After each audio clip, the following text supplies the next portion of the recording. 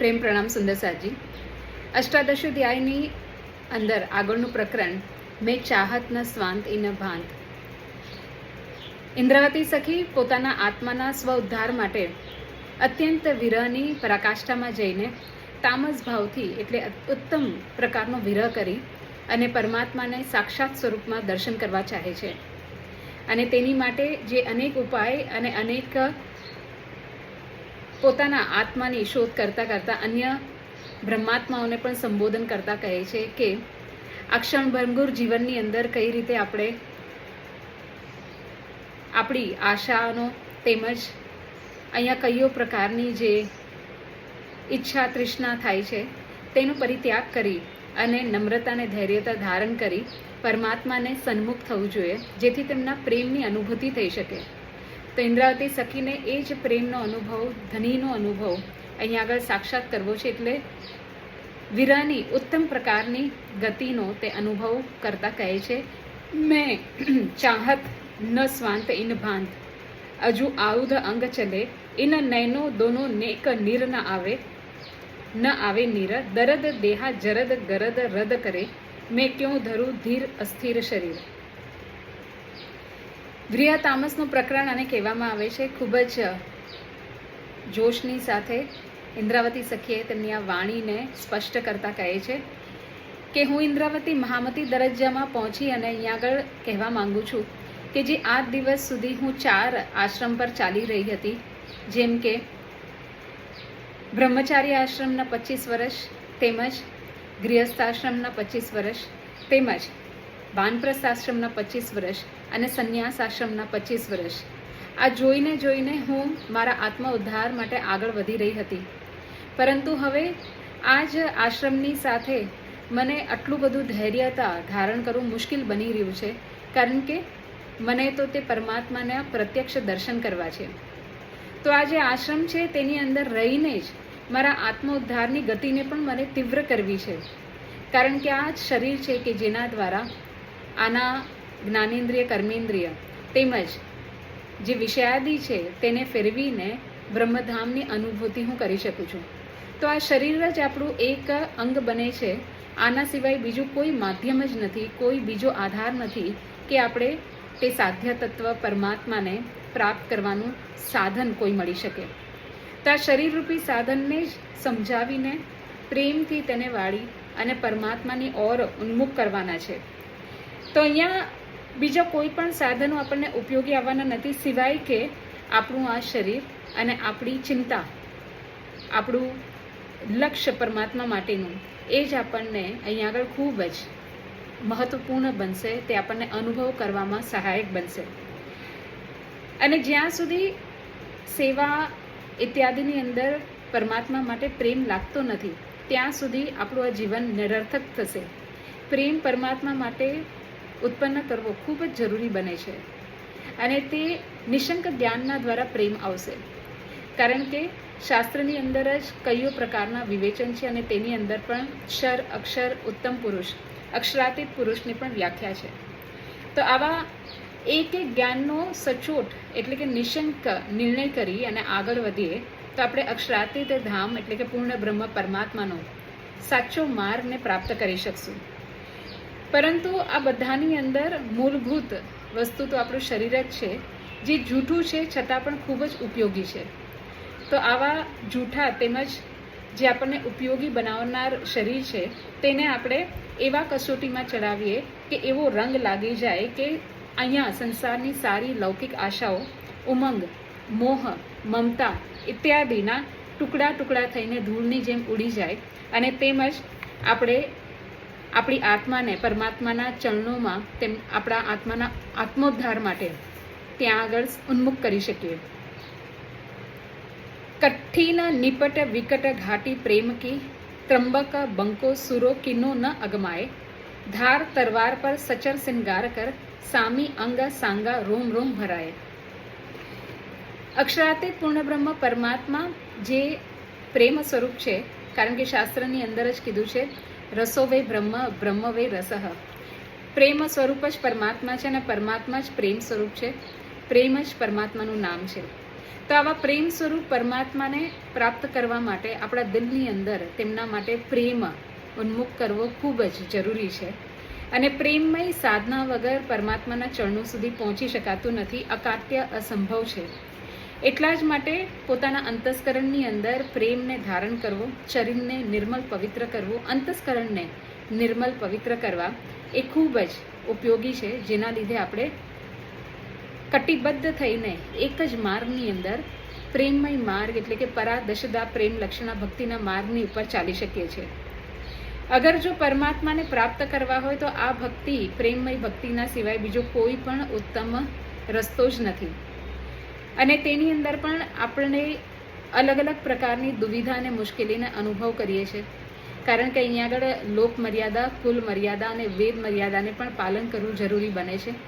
તો તે પાલન કરતાં કરતાં આપણું જે આત્મ સાધ છે, આત્મ તત્વનું વિશેષ કાર્ય છે સાધવાનું, તેને આપણે પરિપૂર્ણ કરીએ તો એ ખૂબ જ કઠિન રસ્તો છે, કારણ કે બધી જ મર્યાદાઓની અંદર બેસી એને અનુભવ કરી અને તેની સાથે સાથે પરમાત્માની ઓર પણ ઉન્મુખ થવું છે.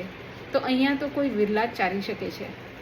કોઈ વ્યક્તિ જ આનો અનુભવ કરવા માટે કમર બાંધી શકે છે. બાકી અહીંયા આગળ ચાલવું તો તલવારની ધાર સદૃશ્ય છે, કારણ કે કઈઓ પ્રકારના સામના, મુસીબત વગેરે ધારણ કરવા પડે છે. તો આત્મશૃંગારને ધારણ કર્યા વગર અહીંયા ચાલી શકાતું નથી. અને આત્મશૃંગાર છે નમ્રતા, ધૈર્યતા, વિચાર, વિવેક, સહિષ્ણુતા, દયા વગેરે ગુણોને શૃંગાર કરીને આ માર્ગમાં પ્રવિષ્ટ થવું પડે છે. તો જ અહીંયા આગળ કામ બને છે.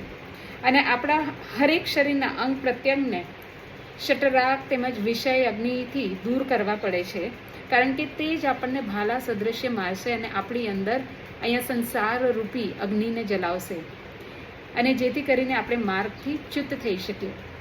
એટલા માટે આવા આત્મીય શૃંગારના ગુણને જ્યાં સુધી ધારણ નહીં કરીએ ત્યાં સુધી આ માર્ગ પર ચાલવું ખૂબ જ કઠિન છે. એટલે બધી જ લોક મર્યાદા નિયમને પાલન કરતા જોતા તેનું ક્યારેક ઉલ્લંઘન કરતા પણ આત્મશૃંગાર કરી અને આગળ વધવું પડે છે. સાગર નીર ખારે લહેરા માર મારે ફિરે, બેટો બીચ બે સુધ પછાડ ખાવે, ખેલે મચ્છ મિલે ગલે લે ઉછાલે, સંદો સંદ બંદે અંધો યો જો ભાવે. અહીંયા આગળ સંસારમાં જોઈએ તો સારું અહીંયા સાગર જેવી રીતે ખારા પાણીથી ભરેલું હોય છે, અને તે સાગરની અંદર પણ એક જહાજ ચાલે છે. પરંતુ તે જહાજ મુસીબતમાં હોય છે ક્યારે? તો ત્યારે સાગરની લહેરો ઉછલા ઉછલ તે જહાજને ઠોકર મારે છે અને ત્યારે જહાજ મુશ્કેલમાં આવે છે. તેની અંદર છિદ્ર પડવાના ભયથી પાણી આવી જાય છે, ડૂબવા લાગે છે, નાવ ડાવાડોલ થવા લાગે છે. તો આવા અથાહ સાગરની અંદર પણ એક નાવની પરિસ્થિતિ આ રીતે છે. તો એવી જ રીતે આપણી આ શરીર રૂપી જહાજને પણ સંસારમાં વિસ્તૃત જન્મ મરણ રૂપી જે ખારા પાણીમાં માયાવી વિષયયુક્ત ઈચ્છા તૃષ્ણા રૂપી જે લહેરો આપણને વારંવાર ઠોકરો મારતી રહે છે, અને છેલ્લે જે જહાજવાન જે છે એની અંદર બેઠેલી જીવાત્મા છે તેને બેસુદ અવસ્થામાં જવું પડે છે.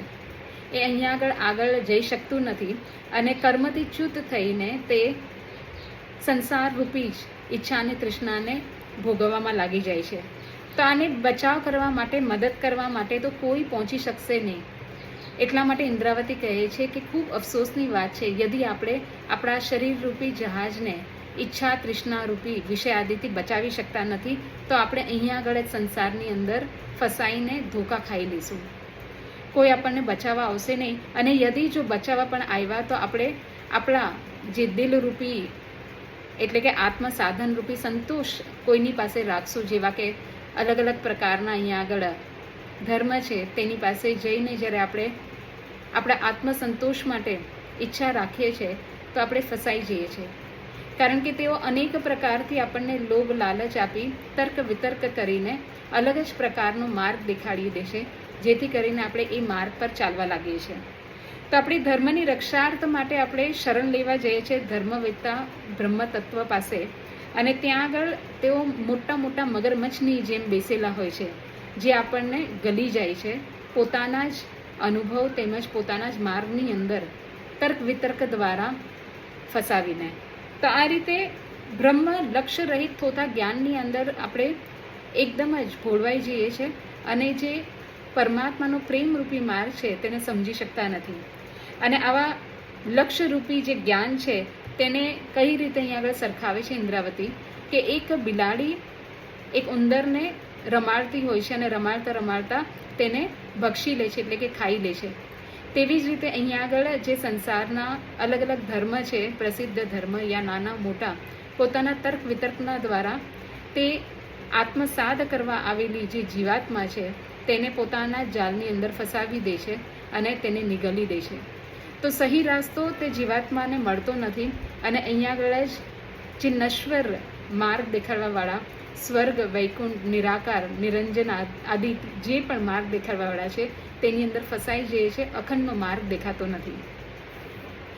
દાહો દસે દસો દિસ સબે ધકે, લાલ ઝાલા ચલે ઇંડ ન જલાય, ફોડ આકાશ ફિરે સિર શિખરો, એ ફલંગ ઉલંગ સંગ ખસમ મિલાય. આ સંસારરૂપી સાગરમાં પંચભૌતિક શરીર ધારણ કરવાવાળા પ્રાણીઓના અંતસ્કરણની અંદર દસો દિશાઓથી ઈચ્છા તૃષ્ણારૂપી આગ ભડકતી રહે છે. તેમજ તેની અંદર લક્ષ્ય પ્રાપ્તિની ભૌતિક ઉપયુક્ત આગની જે કામ, ક્રોધ, લોભ, ઈર્ષા, દ્વેષ વગેરે પ્રાણીઓને વિધ્વંસ કરી નાખે છે. એટલે કે આત્મલક્ષ્યની અંદર આપણે જઈ શકતા નથી આવી મોહ ઈર્ષારૂપી આગની અંદર. અને ફરી પાછું આપણને અહીંયા સંસારની અંદર ઉન્મુખ કરી અને જન્મ મરણના ચક્કરમાં નાખી દે છે. આ રીતે આ આગની જ્વાલાઓએ 14 લોકમાં ન સમાઈને આકાશને ઉલ્લંઘન કરીને શિખરમાં ચારેય બાજુ ભ્રમણ કરી રહી છે. એટલે હે આત્માઓ, આવી આગમાંથી છલાંગ મારીને અક્ષરાતીતના ધામની અંદર, બેહદના રસ્તાની અંદર ચાલવું પડશે. પ્રિયતમ અક્ષરાતીતને છલાંગ મારીને મળવું પડશે અને ત્યારબાદ આપણું કહે તો આત્માનું ખરેખરું સાધન, એક લક્ષ્ય આપણને પ્રાપ્ત થશે. તો નિશંક તારતમ જ્ઞાનના વગર આપણને ક્ષરની અંદરનું એટલે કે નાશવંત એરિયાનું તેમજ બેહદ જેની અંદર અખંડ વ્રજરાસ લીલા અને એનાથી પણ પડે અક્ષરાતીત પૂર્ણ બ્રહ્મ પરમાત્માનું જે ધામ છે તેની અંદર લીલાનું વિવેચન કરવા મળતું નથી. તો નિશંક જ્ઞાનના દ્વારા બધું જ સ્પષ્ટ રૂપે આપણને ખબર પડે છે અને એક જ ધનીને નજરમાં લઈને, લક્ષ્યમાં લઈને આપણી આત્માનો ઉદ્ધાર કરી શકીએ છીએ.